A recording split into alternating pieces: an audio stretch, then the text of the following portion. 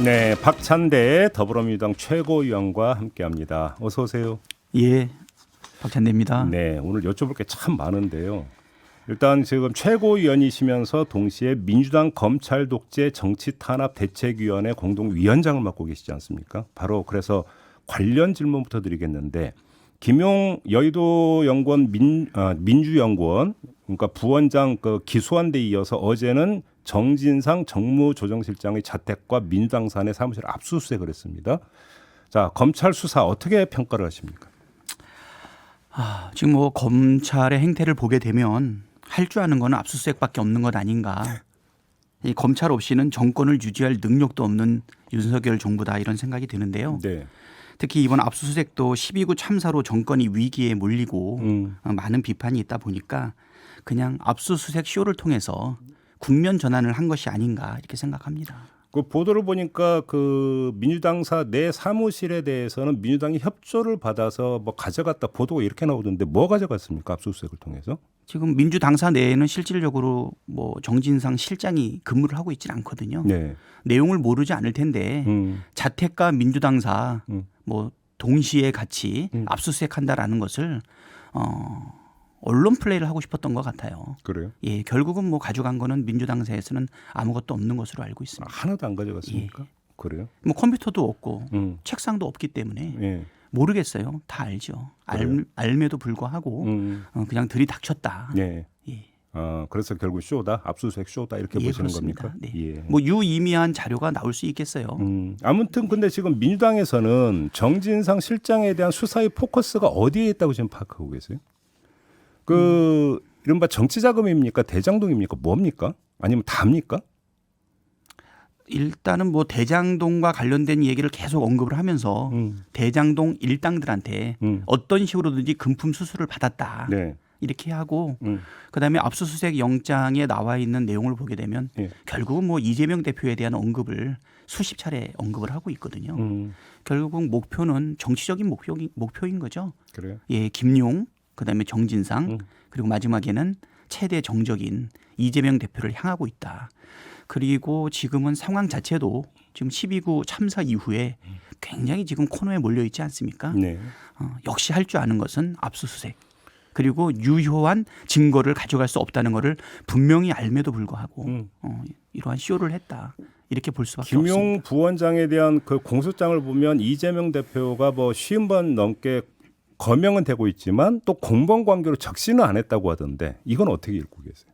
예, 뭐 지금까지 보면은 물증이 없지 않습니까? 대장동과 관련된 사건을 벌써 1년 넘게 이거를 조사했음에도 불구하고 진술이 유일한 물증이고 그다음에 이 진술도 중간에 번복된 진술 아니겠습니까? 그러니까 뭐 회유 의혹도 있게 되고 그다음에 구속 만료 즈음에 여러 가지 강압 수사와 관련된 뭐 이런 정황도 나오고 있기 때문에 아마 사법적인 이익을 서로 공유했을 가능성이 높다. 뭐 이렇게 생각합니다. 사법적 이익을 공유했다. 네. 어떤 말씀 좀 더 풀어주신다면? 뭐 유동규 같은 경우에는 뭐 지금 8억 상당의 금액을 뇌물로 받았다라고 시작을 해서 나중에는 단순하게 대선 자금을 전달한 것으로 바꿔주지 않았습니까?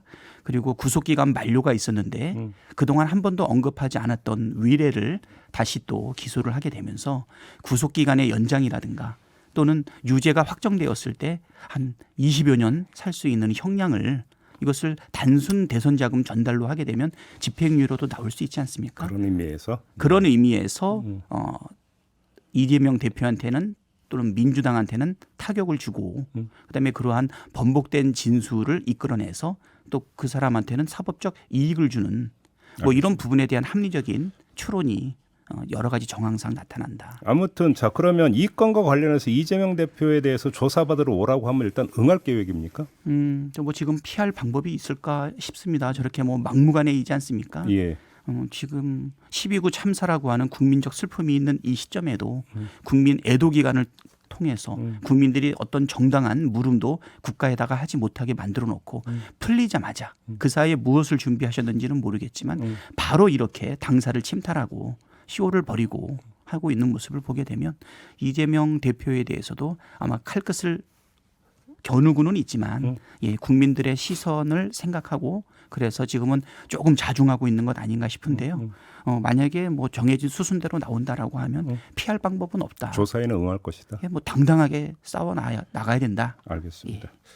좀 다른 주제로 좀 넘어가겠습니다. 어제 국정조사 요구서를 제출을 하지 않았습니까? 근데 지금 주호영 국민의힘 원내대표는 응하지 않을 계획이라고 확실하게 선을 그었거든요. 네. 그리고 대통령실에서는 큰 슬픔을 정치에 활용해서는 안 된다. 또 이런 부정적인 입장을 내놨는데 자, 여권이 그 응하지 않으면 예를 들어서 증인 출석부터가 문제가 될 수가 있는데 그럼에도 불구하고 그냥 쭉 간다.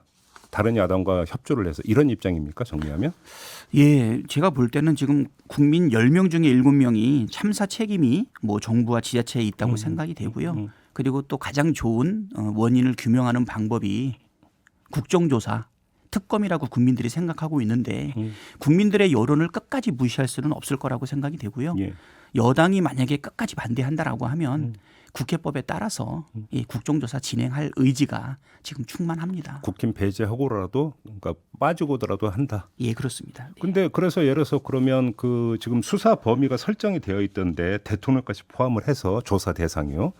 수사 범위가 이제 국정조사니까 조사 대상이 되겠는데 이 관계자들이 지금 출석을 안 하면 그러면 국정조사가 하고 싶어도 안 되는 거 아닙니까? 뭐 국회 법에 따라서 그다음에 국정조사 관련 법에 따라서 뭐 여러 가지 벌칙 조항이 있기는 한데요. 예. 끝까지 거부하지는 못하지 않겠나 이렇게 생각이 되고 국정의 최종 책임, 국민의 생명과 안전을 지키는 최종 책임은 결국 국정의 최고 책임자인 대통령이 져야 되는 부분 아닌가 생각이 됩니다. 그렇기 때문에 정말 많이 쓰는 말인데요. 성역 없이 다 조사 대상이 돼야 된다라고 하는 국민적 요구에 우리는 그대로 해나갈 거다 이렇게 생각하면 될 것 같습니다. 언제 처리할 계획이십니까? 그럼 요구서는? 요구서는 어저께 제출을 했고요. 그다음에 오늘 열리는 국회에서 일단 보고를 하고 나면 이제 국회의장이 양당 교섭단체들 간에 이제 계획서를 작성하도록 요구를 합니다. 네. 다음번 본회의가 24일 날 열려 있는데요. 24일. 예, 그 이전에 사실 우리가 협의를 이루어내게 된다고 하면 뭐 무난하게 국정조사가 결정이 될 거고 만약에 무난하게 합의가 되지 않는다 그러면 단독으로라도 다른 동의하는 야당과 함께 처리할 생각을 가지고 있는데 시기는 뭐 땡길 수 있을지는 또 추가적인 결단을 해야 될 필요가 있다. 그러니까 본회의는 오늘 10일 그리고 다음에 24일 날 예정이 되어 있는 상황인데요. 그 전까지는 처리하지 않겠나. 그래요. 예. 그럼 이제 그 국정조사 계획서 작성하는 과정에서 검토하겠죠. 뭐 당연히 청문회 더 나가서 생중계 이런 것까지 이제 염두에 두고 계시는 겁니까? 예, 뭐 국정조사는 공개하는 것을 좀 원칙으로 하고요. 서로 협의했을 때 비공개로 한다고 하는데 이게 뭐 다른 사안도 아니고 156명의 희생자가 있었던 국민적 참사 아니겠습니까? 뭐 이 부분에 대해서 당연히 공개하고 가는 것이 원칙이다. 알겠습니다. 예. 근데 지금 그 정의당이나 기본소득당은 함께 했는데 시대전환은 빠졌어요. 네. 조정훈 시대전환 의원은 지금 국정조사는 정쟁의 폭죽이 될 것이다. 차라리 국회가 특검을 추진하면 된다. 이런 주장을 했던데 이건 어떻게 받아들이십니까? 그래서 일단은 뭐 특검을 추진해야 된다라고 하는 부분은 조금 다르기는 하지만 전반적인 논의는 국민의힘과 별로 차이가 없다 이렇게 생각이 되고요. 예. 국민들이 지금 국정조사하고 특검이 가장 필요하다라고 얘기했는데 특검은 특검법 발의라든가 뭐 사실 약간의 시간이 필요하거든요.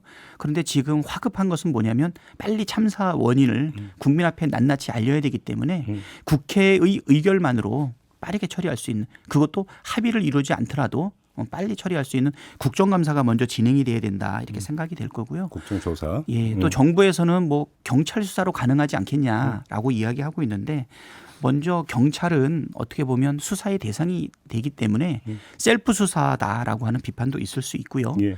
특히 또 경찰 수사는 형사처벌을 대상으로 해서 하는 것 아니겠습니까? 근데 이것은 결국 정치적 책임, 도의적 책임도 같이 묻는 거고요. 결국 국민의 사실은 신뢰를 얻어야 되는 부분이기 때문에 국정조사 반드시 필요하다 이렇게 생각합니다. 특검법은 언제 발의하실 계획이세요? 특검법은 지금 국정조사 진행 여부에 맞춰가지고 네. 적절하게 처리할 생각입니다. 네. 아, 그래요? 네. 그 이재명 대표가 참사 희생자들의 명단을 유족의 동의를 얻어서 공개를 해야 한다. 이렇게 이제 그 공식적으로 주장을 했던데요. 네. 왜 이런 주장을 한 겁니까? 지금 유족의 동의를 얻어가지고 해야 된다는 것은 뭐 누구나 다 동의를 할 것 같고요. 지금 이 참사를 대하는 정부의 태도가 굉장히 소극적이지 않습니까? 네. 예, 공문을 내려가지고 영정과 위패는 설치하지 마라. 그 다음에 또 사망자라고 표현해라. 사고라고 표현해라. 사실 국민들이 이 참사를 바라보는 시각하고는 굉장히 다른데 네. 왜 국민의 슬픔을 달래고 추모해야 될 정부가 이런 내용을 이야기했을까? 결국은 이 참사를 좀 이렇게 가리고 시선을 다른 데로 돌리려고 하는 것 아니겠는가. 그리고 국민 애도 기간을 두기는 했는데 그동안 누가 사실 희생됐는지 얼굴도 모르고 이름도 모르는 그러니까 무명의 국화꽃 다발에다 대고 우리가 추모하지 않았습니까? 그래서 진정한 추모는 정치 여부를 떠나서 일반적인 그 사람을 기릴 수 있는 얼굴과 위패 필요하다 이렇게 생각하는 거고요. 정치권이 먼저 그러니까 목소리를 내기보다는 유족의 자발적인 움직임을 좀 기다렸어야 되는 문제 아니냐 이런 지적도 있을 수가 있을 것 같은데 어떻게 보세요? 그렇다고 지금 공개 안 한 것도 뭐 유족이 공개를 거부했기 때문에 공개를 안 하는 것은 아니지 않습니까? 물론이죠. 예. 근데 지금 저희들도 빈소를 찾아서 유족들을 뵈니까 사실 이 슬픔의 무게 때문에 거의 대화가 안 돼요. 저 같은 경우에도 한 두 군데 빈소를 찾아 뵈었는데 그 울고 계시는 유족들 앞에서 우리가 어떤 도움을 드린다고 말씀드리는 것도 민망하고 어쩌면 시간이 또 필요할 수도 예, 있죠. 시간이 필요합니다. 예. 근데 지금은 그때가 되지 않았나. 정부가 일방적으로 정했던 일주일간의 국민 애도 기간도 지났고 그리고 이제 슬픈 중이지만 목소리를 낼 때도 되셨고요. 또 유족들 간에 사실 또 아픈 마음을 서로 위로하면서 연대할 때도 되지 않았나. 지금 오늘 조간 보도로 보면 일부 유족이 국가의 어떤 그 배상을 요구하는 소송 움직임을 보이고 있다는 보도가 있었습니다. 오늘 조간에. 지금 만약에 유족이 그러니까 실제로 이제 그렇게 이제 그 움직임을 보이고 이 움직임이 가시화된다면 지금 당 차원에서 혹시 뭐 지원을 하는 혹시 이런 것들을 검토를 하신 바가 있습니까? 이것도 만약에 도움을 요청을 하고 어차피 그들은 흩어져 있는 개인 아니겠습니까? 세월호 때랑은 또 다르지 않습니까? 네네. 예, 뭐 갑자기 황당한 참사를 당하고 뿔뿔이 흩어져 있는 그런 상황이기 때문에 개인이 이 책임을 묻는다는 것은 공무원들이 그 역할을 했는지 국가가 그 의무를 다했는지 밝혀야 될 텐데 개인과 국가와의 싸움. 개인과 국가 사이의 다툼이라고 하는 부분이 굉장히 버겁고 어렵기 때문에 시민사회단체라든가 민변이라든가 참여연대도 여기에 참여한다고 하거든요. 네네. 우리 민주당 입장에서도 국민들의 슬픔과 함께하기 위해서 그들이 도움을 요청하고 그다음에 함께해 주기를 원한다 그러면 기꺼이 도움이 될 수 있는 방향으로 같이 가야 되지 않을까 생각합니다. 이건 어떻게 봐야 되는 겁니까? 민주당 내 일부 의원들이 따로 12구 참사 진상규명과 책임자 처벌을 요구하는 의원 모임을 구성을 했어요. 이건 좀 어떻게 읽어야 되는 겁니까? 예, 뭐 그 정확한 내용은 아직 제가 파악은 못 하고 있는데요. 예. 국회의원 한 사람 한 사람이 국민의 대표로서 자기의 정치적 행보를 하는 것 아니겠습니까? 큰 틀에서 민주당의 방향과 다르지 않다라고 하면 어떻게 목소리를 내고 함께 하는지 네. 그건 한번 살펴보고 예. 필요하다면 의견도 교환해야 되지 않을까 싶고요. 제가 드리는 질문의 취지는 당이 거의 이제 총력 대응을 하고 있는 상황인데 이 참사에 대해서 네. 또 별도의 의원 모임이 만들어진다? 그러니까 그래서 궁금해서 드리는 질문이거든요. 아, 예. 저도 뭐 지금 대책 본부장 아니겠습니까? 네. 당연히 그런 의견을 내고 있는 의원들하고 같이 목소리를 한번 섞어봐야 되겠죠. 왜냐하면 지금 대책본부 하는 게 약하다. 우리가 생각하는 거는 더 강해야 된다. 뭐 이런 의견이 있을 수 있지 않겠습니까? 근데 그 이 의원 모임을 추진하는 그 의원들 사이에서 이런 얘기가 오가고 있다라는 지금 보도가 있었어요. 그러니까 예를 들어서 이제 참사 책임자 파면을 요구하고 그것이 받아들이지 않으면 대통령 퇴진 운동을 벌일 수도 있다. 이런 점을 시사했다. 이런 보도가 있던데 이런 어떤 그 태도는 어떻게 평가하십니까? 뭐 책임자 파면은 저희도 지금 요구하고 있지 않습니까? 예. 뭐 국무총리 경질 얘기하고 있고, 예, 그다음에 행안부 장관, 예, 파면, 경찰청장, 서울경찰청장 파면, 그다음에 이제 서울시장과 용산구청장에 대해서도 우리가 책임을 묻고 있는데요. 이것을 정권 퇴진 운동으로 간다라고 하는 거는 내가 볼 때는 개인적인 의견인 것 같습니다. 개인적인 예, 의견이다. 정권 퇴진은 그 권한을 위임해주고 뽑아줬던 국민들과 함께 해야 되는 것 아닌가 이런 생각이 알겠습니다. 들고요. 예, 국민 웃기고 있네 관련 그 필담 있지 않습니까? 네, 네. 당 차원에서 지금 어떻게 할 건지 좀 대책을 좀 논의를 하셨습니까? 지금 민주당에서는 이제 국회 모욕죄로 고발을 하겠다 이렇게 얘기가 됐고요. 뭐 가끔은 뭐 운영위원회 내에서 서로 다툼이 벌어지거나 언성이 오고 간 적은 있는데 분위기하고 상황이 전혀 다르다는 것이죠. 그때 그 자리는 지금 이태원 1029 참사에 대해서 원인 규명과 책임에 대해서 따져 묻고 있는 자리인데 거기서 웃기고 있네라는 그 말 자체는 네. 이건 정말 너무나도 황당한 부분이고요. 알겠습니다. 그렇기 때문에 이 부분에 대해서는 분명하게 책임을 물어야 된다 생각합니다. 마지막으로 지금 윤석열 대통령 취임 6개월에서 이제 관련 여론조사 여러 가지가 나오는데 지난 6개월을 평가해 주신다. 한마디로 어떻게 평가해 주시겠습니까? 한마디로 하면은 무대책, 무대책이다. 예, 그리고 무능력, 음. 그리고 무책임의 정권이다. 지금 대한민국이 총체적 난국에 빠져 있기 때문에 아직도 남아 있는 4년 6개월의 임기를 어떻게 국민과 함께 견뎌내고 여야 협치를 이뤄낼지 정말 앞이 깜깜한 그런 상황인데요. 알겠습니다. 국민들도 다 똑같이 느끼지 않을까 생각합니다. 알겠습니다. 자, 이렇게 인터뷰 마무리할게요. 고맙습니다, 의원님. 예. 네, 더불어민주당의 박찬대 최고위원이었습니다.